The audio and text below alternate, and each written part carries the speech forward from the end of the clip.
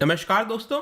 जैसा कि आपको पता होगा, यूनाइटेड नेशंस के अंदर अलग अलग मुद्दों को लेकर अलग अलग टॉपिक्स के ऊपर चर्चा होती रहती है और हर एक देश को मौका दिया जाता है बोलने के लिए। तो यहाँ पर एक वर्चुअल कॉन्फ्रेंस चल रहा था और एक पर्टिकुलर टॉपिक को लेकर चर्चा हो रही थी, जिसके अंदर जो इंडियन डिप्लोमेट हैं जिनका नाम है प्रियंका सोहनी, वो यहाँ पर बोल रही थी और बेसिकली एक प्रकार से जो चाइना का बेल्ट एंड रोड इनिशिएटिव है और उसके अंदर आपको पता होगा CPEC, that is China Pakistan economic corridor, इसको लेकर क्रिटिसाइज किया जा रहा था भारत के द्वारा। लेकिन उसी समय क्या होता है कि जैसे ही वो क्रिटिसिज्म कर रही थी तो यहां पर उनका माइक जो है वो बंद हो जाता है। तो इसी को लेकर काफी ज्यादा फस हो गया, आपस में बातचीत होने लगी कि ये क्या हुआ, और ये इसी पूरे मुद्दे को हम देखेंगे। और साथ ही साथ यहां पर इंपॉर्टेंट है कि ये जो सीपेक वाला पूरा मुद्दा है, इसको लेकर भारत क्यों खिलाफ है, ये पूरा जो बेल्ट एंड रोड इनिशिएटिव है, इसके बारे में मैं आपको बताऊंगा। चलिए आगे बढ़ते हैं। लेकिन उसके पहले अगर आप यूपीएससी या फिर किसी भी एग्जाम की तैयारी कर रहे हैं तो सिंपली आप हमारे ऐप को डाउनलोड कर सकते हैं या फिर studiiq.com विजिट कर सकते हैं, वहां पर सारी जानकारी आपको मिल जाएगी। चलिए देखते हैं एग्जैक्टली यहां पर हो क्या रहा है।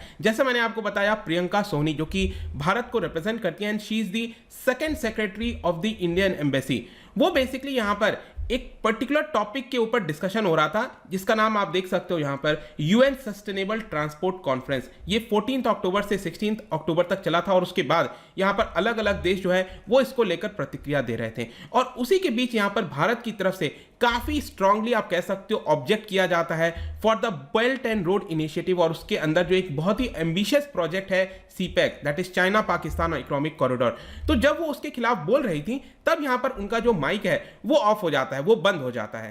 और फिर आपस में जो मेंबर्स वगैरह हैं वो आपस में चर्चा कर रहे होते हैं कि एग्जैक्टली हुआ क्या, और काफी समय लग जाता है, कुछ मिनट लग जाते हैं जब वापस से माइक को रीस्टोर किया जाता है। इनफैक्ट मैं आपको बताऊं कि जब उनका माइक ऑफ हो गया उसके बाद जो नेक्स्ट स्पीकर है उनका जो माइक है उसको स्टार्ट कर दिया गया था। अब इन सारी चीजों को देखते हुए यहां पर जो सेक्रेटरी जनरल है, अंडर सेक्रेटरी जनरल यूएन के अंदर, आपको पता होगा ल्यू जेनमिन। अब ल्यू जेनमिन क्या है ना, अब देखिए इसी से आपको थोड़ा बहुत लिंक देखना है। ल्यू जेनमिन जो है, he is the former vice foreign minister of China. जी हाँ, he is the former vice foreign minister of China. तो वो चाइना की तरफ से थे, लेकिन अभी वो अंडर सेक्रेटरी जनरल हैं और वो इस सारे मीटिंग्स को यहां पर होस्ट कर रहे थे। इनफैक्ट ये जो पूरा मीटिंग आप देख रहे हो ना, सस्टेनेबल ट्रांसपोर्ट सस्टेनेबल डेवलपमेंट, ये मीटिंग बुलाया ही चाइना की तरफ से गया था। चाइना चाहता था कि इसको लेकर चर्चा हो। तो यहां पर जब भारत की बारी आई और जब वो बोलना चाह रही थी और यहां पर बीआरआई के खिलाफ कुछ बोला जा रहा था, तब उनका जो माइक है वो ऑफ हो गया था। और कुछ देर के बाद जब वापस से माइक आया तो अचानक से जो दूसरे स्पीकर है, नेक्स्ट स्पीकर है, उनके प्रेजेंटेशन को स्टार्ट कर दिया गया था। फिर यहां पर चीजों को रोका गया उनके द्वारा और उन्होंने इनफैक्ट सॉरी भी बोला और ये भी कहा कि you are lucky, you are back and welcome back. तो वापस से जो सोहनी है वो अपने स्पीच को स्टार्ट कर दिया। लेकिन डेफिनेटली जो न्यू दिल्ली है, यहां पर जो मीडिया हाउसेस की तरफ से खबर आई है, उन्होंने रिफ्यूज कर दिया है एक्सेप्ट करने के लिए ये किसी प्रकार का टेक्निकल ग्लिच था। यहां पर जो चाइना की तरफ से प्रतिनिधि थे, जो कि इस समय अंडर सेक्रेटरी जनरल है, उनके द्वारा बोला जा रहा था कि किसी प्रकार का टेक्निकल ग्लिच वगैरह है, लेकिन भारत इसको एक्सेप्ट करने के लिए रेडी नहीं था और भारत का कहना था कि कुछ ना कुछ चीज के पीछे इंटेंशन है। अब देखिए यही होता है यहां पर, अगर हम भारत जो है अगर बीआरआई के खिलाफ कुछ बोल रहा है तो उसी समय, उसी पर्टिकुलर समय यहां पर माइक ऑफ हो जाना कहीं ना कहीं एक प्रकार का संकेत देने की भी कोशिश की जाती है कि देखिए चाइना एक बड़ा प्लेयर है, आप उसको क्रिटिसाइज नहीं कर सकते। ऑल्दो यहां पर भारत को बोलने से कोई रोक नहीं पाएगा, भारत बोलेगा जो उसको बोलना है, लेकिन अल्टीमेटली एक प्रकार का संकेत जो होता है ना, इंडिकेशन होता है, वो कुछ हद तक देने की यहां पर कोशिश की जा रही थी। जो भी है, यहां पर भारत ने अपनी तरफ से जो भी बयान था उसको दे दिया। तो क्वेश्चन आता है कि भारत ने यहां पर फिर क्या बोला। तो यहां पर जो प्रियंका सोहनी है, उन्होंने अपने स्पीच में यह बोला कि जो इंटरनेशनल कम्युनिटी का जो डिजायर है फिजिकल कनेक्टिविटी को बढ़ाने के लिए, मतलब विश्व भर की जो कनेक्टिविटी है किसी भी प्रकार की, उसको बढ़ाया जाए, उसको हम शेयर करते हैं। यहां पर जो ग्रेटर इकोनॉमिक बेनिफिट होगा इक्विटेबल और बैलेंस्ड मैनर में होना चाहिए, वो सारी चीजों को हम मानते हैं। इसके अलावा यहां पर भारत का जो पॉलिसी वगैरह है वो इसी को रिप्रेजेंट करता है। It is an integral part of India's economic and diplomatic initiatives. लेकिन यहां पर इसके साथ साथ भारत ने यह भी जिक्र किया कि रिसेंटली यहां पर बीआरआई के बारे में इस कॉन्फ्रेंस के अंदर कुछ बोला गया है कुछ मेंबर्स के द्वारा, that is belt and road initiative को लेकर।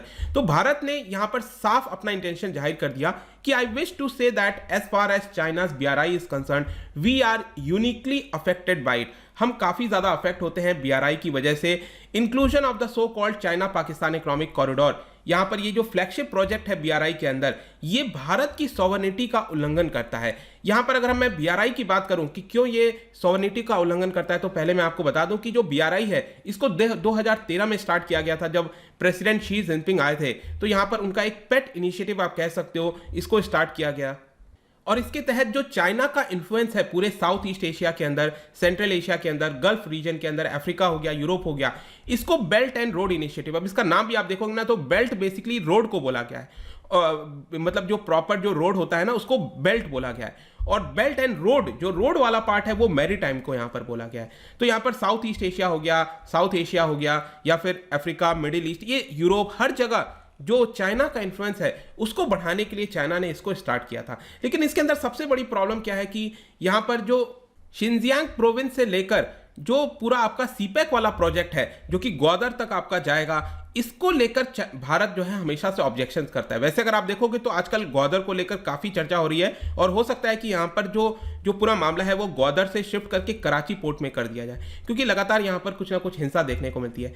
खैर, हमारे लिए चिंता की बात यह है कि ये जो पूरा सीपेक का प्रोजेक्ट है वो पाकिस्तान ऑक्यूपाइड कश्मीर से गुजरता है। भारत इसको अपनी इंटीग्रल टेरिटरी मानता है, तो यहां पर ये जो प्रोजेक्ट है ये इधर से गुजर रहा है, और इसीलिए भारत इसके खिलाफ है। और भारत ने हमेशा से इसको ऑब्जेक्ट किया है कि आप वहां से कोई भी इनिशिएटिव नहीं ले सकते। लेकिन जो बीजिंग है, जो चाइना है, उसका ये कहना है कि नहीं, देखिए ये एक प्रकार का सिर्फ इकोनॉमिक इनिशिएटिव है, यहां पर हम किसी प्रकार का स्टैंड नहीं ले रहे हैं, कुछ चेंज नहीं कर रहे हैं। लेकिन भारत हमेशा से कहता है कि हम इसको ज्वाइन नहीं करेंगे जब तक आप इसको पूरी तरह से सही नहीं कर लेते। तो यही भारत का बेसिक आपको ऑब्जेक्शन लगातार देखने को मिलेगा।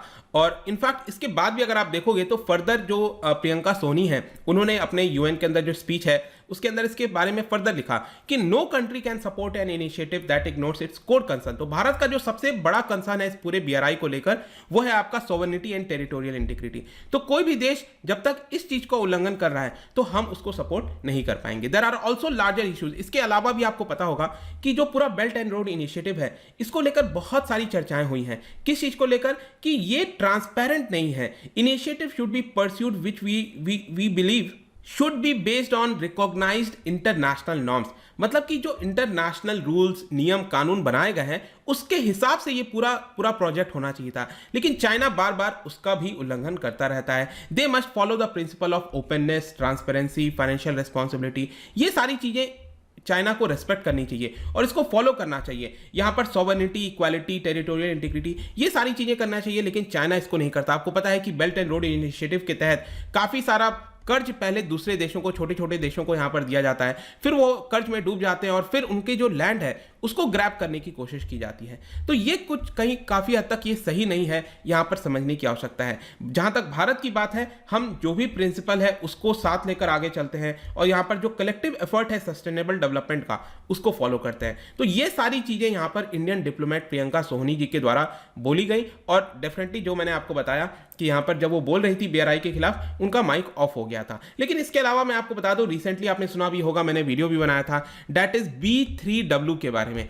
आपको याद होगा G7 की मीटिंग हुई थी यूके के अंदर, जिसमें भारत को भी एज अ गेस्ट बुलाया गया था। यहां पर जो मोदी जी हैं वो भी गए थे इसको लेकर और चर्चा हुई थी। और इसके अंदर अगर आप देखोगे तो यहां पर जो बेल्ट एंड रोड इनिशिएटिव है उसको काउंटर करने के लिए डिसीजन लिया गया कि हम B3W बनाएंगे, that is build back better world. मतलब कि रिस्पॉन्सिबल तरीके से जो फाइनेंसिंग करनी है, कनेक्टिविटी को बढ़ाना है, इसको करने की कोशिश की जाएगी। देखते हैं इसको लेकर क्या होता है, बट आई होप कि अभी के लिए जो पूरा मामला था वो आपको समझ में आ गया होगा। जाने से पहले एक इंटरेस्टिंग क्वेश्चन आपके लिए, क्या बता सकते हो कि which among the following is not the official language of United nation? इनमें से कौन सा ऑफिशियल लैंग्वेज नहीं है, ये आपको बताना है। इसका राइट आंसर आपको पता ही है, मेरे इंस्टाग्राम पर तो मिलेगा ही, वहां पर अगर आप नहीं हो कोई बात नहीं, टेलीग्राम से भी ले सकते हैं इसका सही उत्तर। मैं कई सारे MCQs यहां पर डालता रहता हूं, स्टोरीज के फॉर्म में आप जाकर प्ले कर सकते हैं। बाकी अगर आपको PDF चाहिए तो टेलीग्राम पर आइए, अलग अलग सोशल मीडिया पर भी आप जुड़ सकते हैं। साथ ही साथ UPSC या फिर किसी भी एग्जाम की तैयारी कर रहे हैं तो सिंपली आप हमारे ऐप को डाउनलोड कर लीजिए। आई होप कि वीडियो आपको पसंद आया होगा। मिलता हूं आपसे next time, till then thank you very much, see you soon.